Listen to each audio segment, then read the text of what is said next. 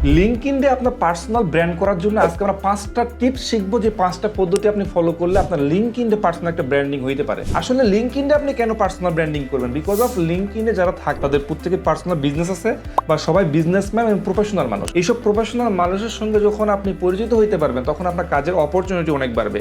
এই জন্য যারা প্রফেশনাল মানুষ তারা প্রত্যেকেই লিঙ্কডইনে একটা প্রোফাইল রাখে এবং সেখানে তারা একটা পার্সোনাল ব্র্যান্ডিং তৈরি করার চেষ্টা করে।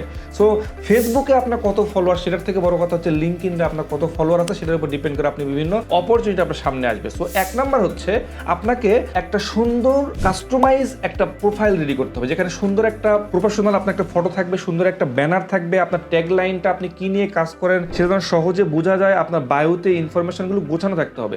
দ্যাট মিনস আমি বোঝাতে সুন্দর একটা প্রোফাইল রেডি করতে হবে। এই সুন্দর প্রোফাইলের মাধ্যমেই আপনার ব্যাপারে অন্য অডিয়েন্স বা অন্যান্য মানুষদের একটা ধারণা হবে যে আসলে আপনি কি নিয়ে কাজ করেন এবং আপনার সঙ্গে কাজ করা যায় কিনা বা আপনার সঙ্গে নেটওয়ার্ক করা যায় কিনা সেটা সে বুঝতে পারবে। সো ফার্স্ট ইমপ্রেশন আপনার প্রোফাইলটাকে কাস্টমাইজ করতে হবে। 2 নাম্বার হচ্ছে আপনাকে মোটামুটি রেগুলারই কন্টেন্ট দিতে হবে।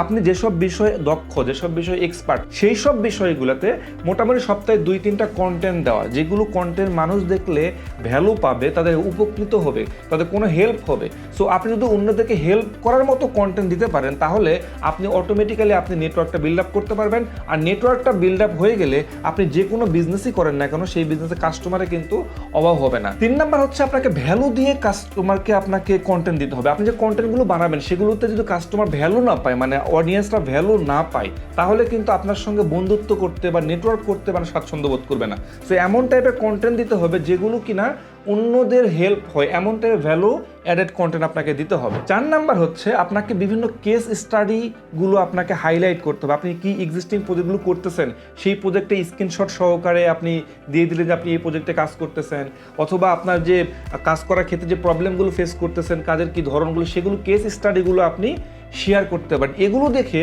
অন্যান্য অডিয়েন্সদের ট্রাস্টটা আরও বেড়ে যাবে কয়েক গুণ, যে আপনি আসলেই অনেক কাজ করেন, আপনি কাজ পারেন।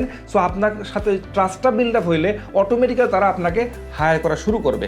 লাস্ট 5 নাম্বার যেটা, সেটা হচ্ছে একটা কল টু অ্যাকশন রাখা। আপনি একটা কন্টেন্ট বানাইলেন বা আপনার প্রোফাইলেও রাখতে পারেন যে আপনি 15 মিনিটের জন্য একটা ফ্রি কনসালটেশন দিবেন আপনি, বা ফ্রি 15 মিনিটের জন্য আপনার সাথে তার বিজনেস নিয়ে আপনি কথাবার্তা বলবেন।